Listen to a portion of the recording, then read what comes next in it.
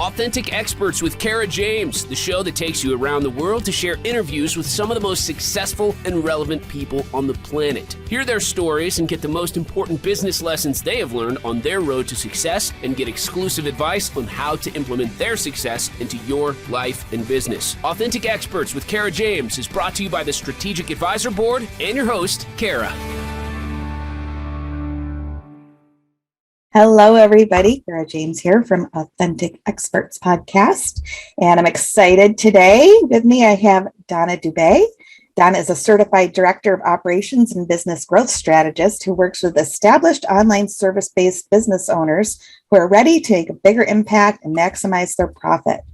By leveraging their time, talent, and tactics, Donna helps business owners go from solopreneur to confident CEO without sacrificing their life, health, or relationships. Awesome. Can't wait to hear about it, Donna. You're talking about one of my favorite topics, productivity. And we just spoke, we were chit-chatting a little bit before we went on air. And I was saying how I've been certified with Michael Hyatt's Full Focus Planner. So I can truly appreciate what you do and how important it is. And not, I was saying how needed it is in the coaching world, but of course, really, any CEO needs the time management, the productivity piece in their business. So can't wait to dive right in and hear about what you have going on. We were talking a little bit about the 6 CEO growth or habits to growth. So let's dive in. No, please, let's back up.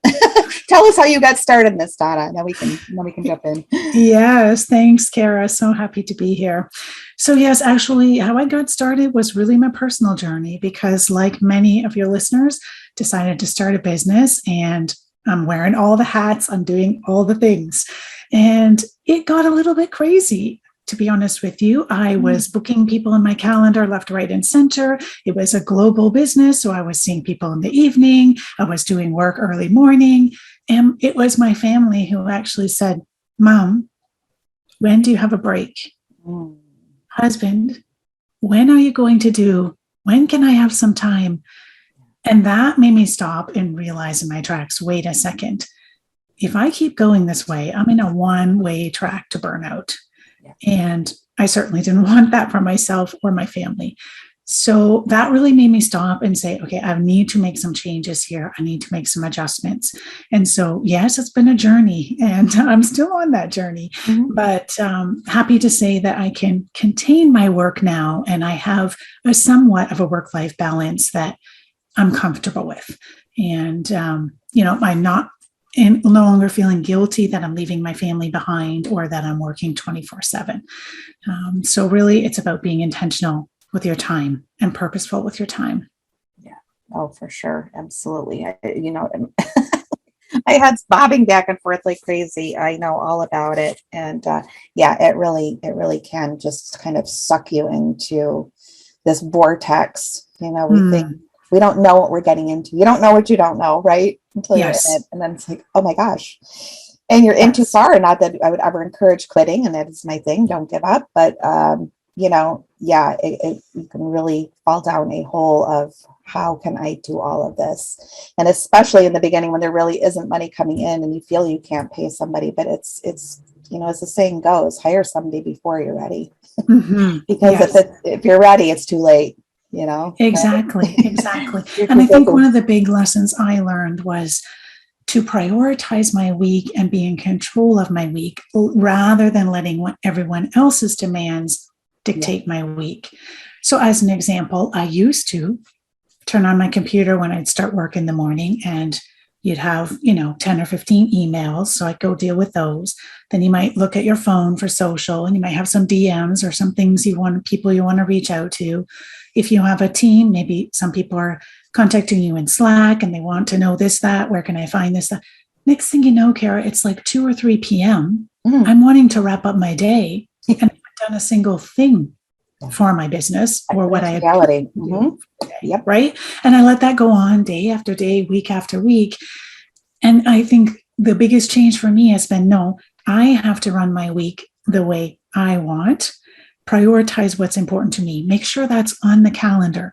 And yes, I still have to deal with other people's demands, but that doesn't have to come first. Absolutely. I couldn't agree with that more.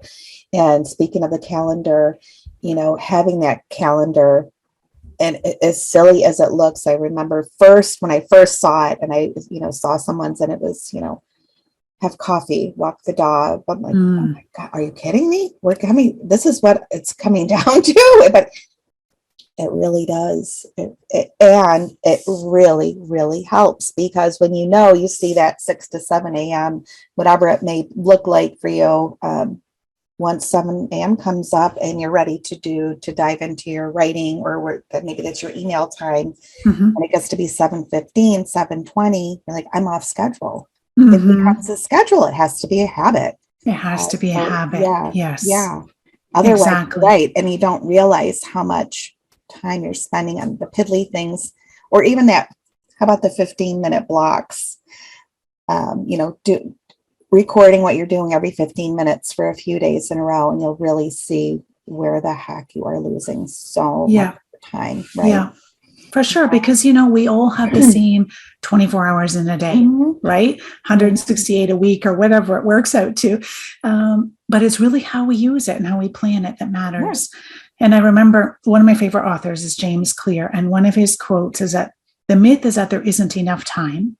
There's plenty of time. There isn't enough focus with the time we have. And so I like to keep that front and center, because it's so true. I have an hour now. What's the best use of my hour? And I like to think about all the tasks we have in our business and break them up into 2 buckets. We can have maintenance tasks and we can have growth tasks. So maintenance tasks are things like your admin, your inbox, your scheduling, making sure that the Zoom links are where they need to be for your clients, that type of thing. Making sure your emails are being sent out through your email marketing system. These things need to be done in your business. But I question, does it have to be done by you, the CEO? Right? And so you may be able to delegate that to someone. You may be able to automate some of it. Some of it you might be able to stop, depending on what it is. And so really analyzing and looking at all those little things that you're doing for the maintenance side, because unfortunately the maintenance side is not bringing you your return on investment. And so as the CEO, you have to ensure you're spending time in the growth level tasks. So those are things like setting up your copy for your sales page or your emails, making joint ventures or partnerships or collaborations with others, getting more visible, networking. Your client work, if it's a big project and it's a new client that you're onboarding and you're part of that process. And so you have to remember that as your week goes on, you want to block off time for those growth level tasks, because that's where you're going to see your return on investment. Yeah, absolutely. And that kind of leads into, what's the greatest asset that we have as a business owner? Time. Exactly. 100% time. Right? Yeah. And how we use that. And so the other thing when we're talking about calendar that I like to encourage people, I like to think of my calendar as my scheduling ninja. And I can use that ninja for me or against me. And I like to encourage people to set up a model calendar. So what would your ideal calendar look like? And the first thing you put on there, like you were saying, Kara, is your family time, your personal time, right? That comes before your business. Yeah. And so you block off if you have, a morning routine, or you have time with your family in the morning, if you have a dinner or evening routine, if you have a date night, whatever that is for you in your personal life, make sure you block those off first. And then next, you put in your business office hours. Yes, office hours. Because yes, you're not a brick and mortar business, but they have office hours. There's a time when they're open, there's a time when they're closed. And we need the same in our business. And so set what your office hours are going to be, whether that's going to be 9 to 3 or 10 to 2 or whatever that looks like for you. Maybe you work in the morning and then you come back and work in the evening because you have clients in different time zones, whatever that is for you. But set that up so that when your team or when you are booking appointments, you're going to fall within those office hours, right? Yeah. Yes, you may do some work outside of those office hours, but don't be booking phone calls, Zoom calls, client work, any of that type of thing outside of your office hours. Yeah. Be disciplined and stick in that time, which really helps to, close the door and separate business a little bit from our life, because we do need that, especially working from home. Yeah. Oh, absolutely.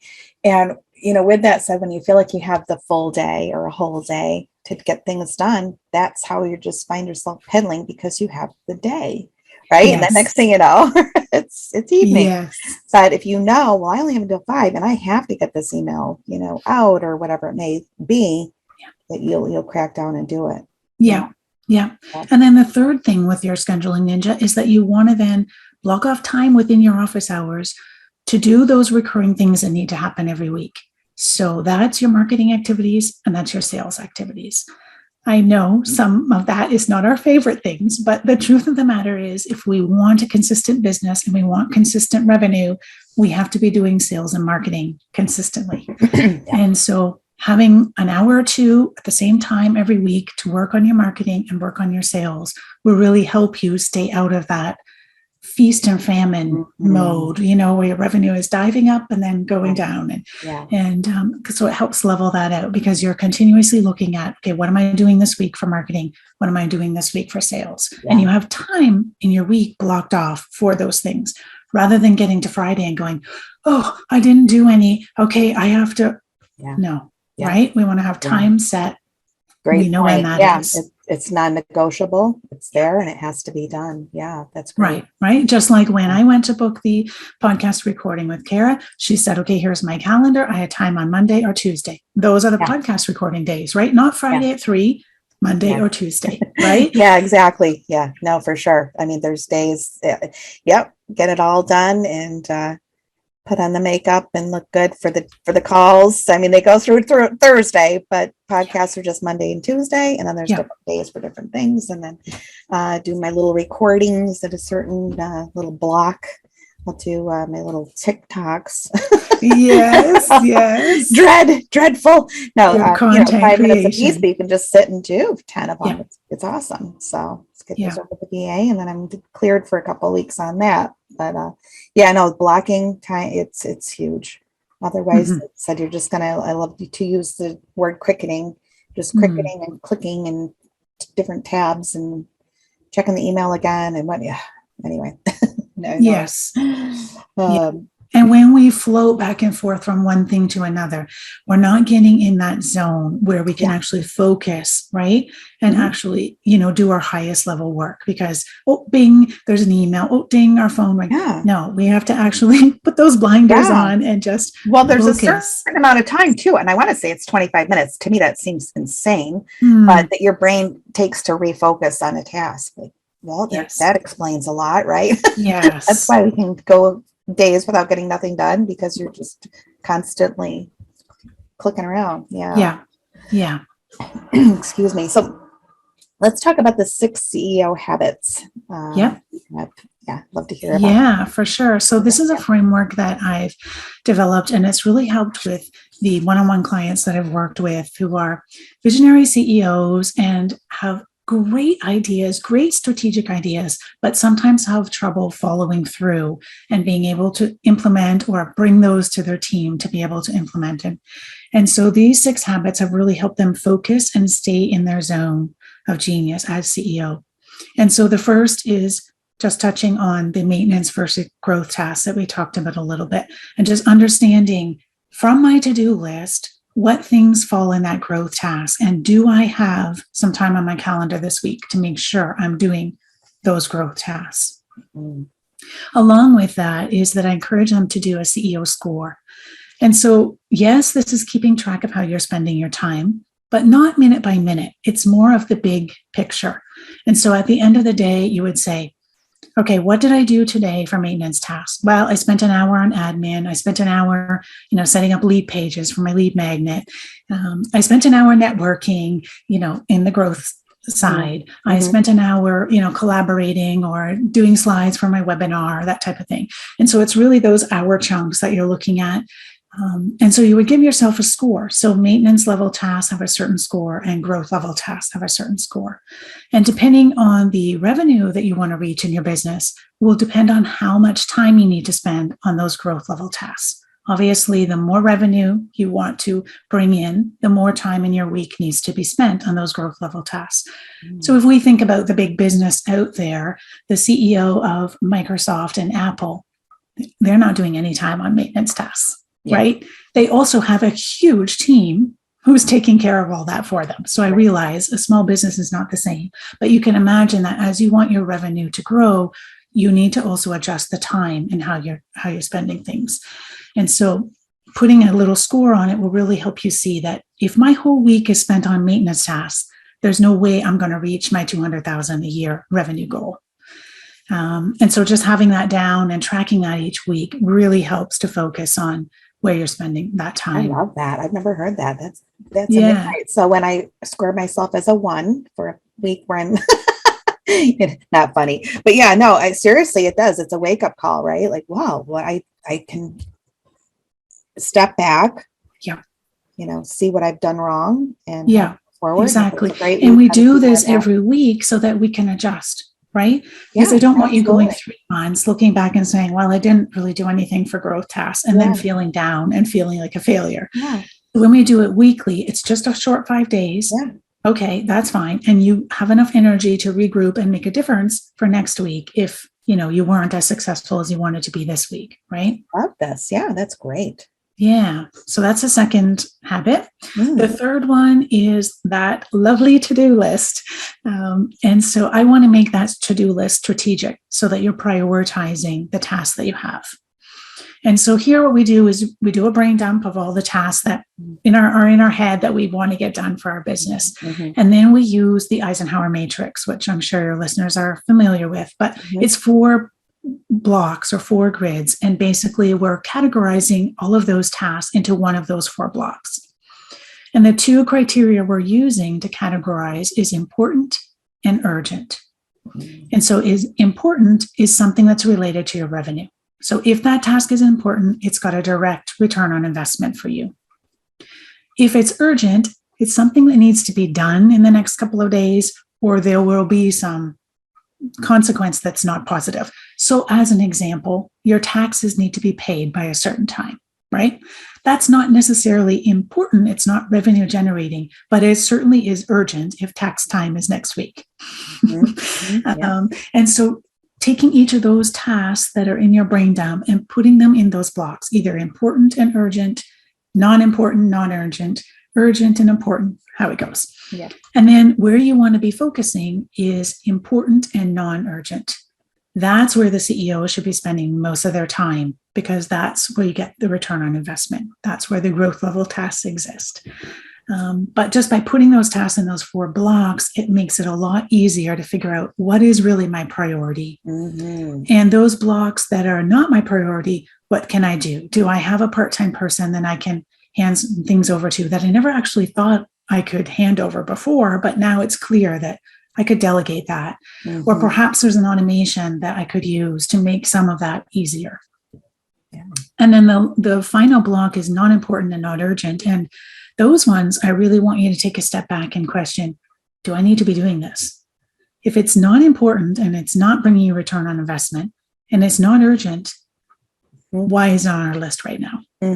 Right. And so that helps to kind of push away some of the things that may not align with where we're going, in the next 90 days. And sure, there may be some good ideas on there, but they don't have to be done now. Yeah, great. Love that.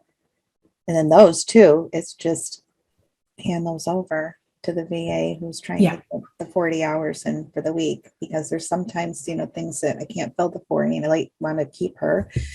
So I'll think ahead or jump ahead to things like that. Like, well, she can at least work on this. And then next thing you know, the next week we're swamped with something else. So at least she was happy with, not having the fluctuating. And again, that's just, you don't have to have a full-time VA, but those non-important, non-urgent tasks can still get done. And kind of know they're going in the background, being taken care of. But, exactly. So I love that. Great. Yeah. Then the 4th habit, this is the one I love the most, is a CEO power hour. So this is really a weekly date with ourselves. And again, if you think about those big businesses, this is exactly what the CEO does, right? He meets with the leadership team. He meets with the board of directors. He's got a CMO and a CFO all giving input into, what's happening in different areas of the business. And so in our small business, we don't have that leadership team. We are it. And so we need to meet with ourselves and review those same areas so we know what's really happening in the business. Mm-hmm. So it's a 1 hour, once a week, recurring, same time, same place, so that you get in the habit of doing it, right? Personally, I like to do mine on a Monday morning. It sets my week up for how I'm going to progress through my week, but it doesn't have to be that time, whatever works for you. Some people like to do it Friday at the end of the week, looking at next week, how that's going to go. Really, what's most important is that you're doing it every week and it's a recurring, on your calendar. Mm-hmm. Right. So what do we do during this power hour? So most important, we want to review a couple of metrics. Now, I'm very much of a data nerd, so I can go way deep into metrics, but I know not everyone is. And so the most important 2 metrics that I want you to be looking at is your revenue in terms of where you are now and where you want to be from month to date to be able to reach your goal, your 12-month goal. So just break that down. Mm. And then the other metric, because revenue is a lagging metric, right? It happens and we look at it after the fact. Mm. Once that revenue comes in, we can't really do anything to change what we got. Yeah. And so we want to be looking at a leading metric, which is showing us how people are getting into our world before we get that revenue, so that if we need to make adjustments or optimize things, we have a chance to do it ahead of the curve. And so for leading metric, we want to look at whatever your main source of attract marketing is. So how you're bringing people into your world, whether that's through your podcast, maybe you're doing lives, maybe you do a lot of social media, maybe you have ads, whatever that looks like for you. But if it's getting people on your email list, you want to be able to track that week to week so you know where you are. And again, make adjustments as you need to. So review metrics is the first thing. Second thing is to review what your top 3 priorities are for that week, hoping some are growth level tasks, and blocking time off in your calendar, making sure you have them in your calendar for that week. And then again, we want to make sure we have a little bit of time for our marketing and our sales activities. And I just want to, point out here to listeners, you don't have to do the whole thing in one day. So let's say you're setting up a new funnel for, a new thing in your business. You don't have to do it all in one day, but you have to dedicate an hour or 2 each week to working on it. Yeah. Right. So maybe today you work on your sales copy and then you can pass that off to your VA to make the actual page. Yeah. Or maybe next week you start working on your emails and then you can pass that off for them to upload into your marketing system, whatever that looks like for you. But, we want an hour or 2 of block time. That's what we're looking for. We're not looking for the whole thing to be finished in one day. Right. So we have to be realistic with how much we can do. Right. That's right. That's right. Yeah, being realistic is super important. Yeah. And then along with that, the last 2 areas that I really encourage business owners to do is self-care and support. So what do I need for myself this week? Maybe this week is going to be a real rough week for me. I've got a parent who's in the hospital. I know that I'm going to be back and forth, helping out there. And so maybe I need some extra support from my team this week to take on some things that I normally would do. Or maybe I need some extra support at home, right? Maybe I need to ask my husband or whoever I live with, hey, can you step in and help out because I've got XYZ. So to really look at your week and see where do I need things for myself and to communicate that to those involved in whether it's our business or our home life. And then maybe I just need time to book that doctor's appointment or that dentist appointment or that massage, right? Yeah. And so making sure that we actually do those things and we set aside time for those things because, many of us can look back at a month and say, what did I do for myself this month? Oh, yeah. Right. And especially as women, I feel that we are even more like that. Yeah. We're ready and able to look after everyone else before ourselves. Yeah. And just from my own personal growth and learning, I know that that's important. That's something that we have to do. So whatever that looks like for you, make sure you have time in your week for yourself. Great. Oh my goodness, Donna, this has been so helpful. I'm already, you just reminded me, I have to schedule my mammogram. But yeah, no, seriously, if you do, the time flies by. And next thing, look at already, we're coming up on towards the end of July. But, yes. Yes. It's April. So yeah, no, it's easy to lose track. And if we don't have a grasp And you just laid it out beautifully of how to do that.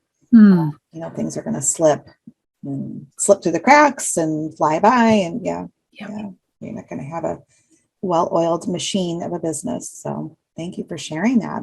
Yes. And I'd love to hear what you have for, you have a free offer, and the free offer and the paid offer. So. Yeah. So the free offer fits right in with what we're talking about today. And it's the CEO Power Hour Playbook.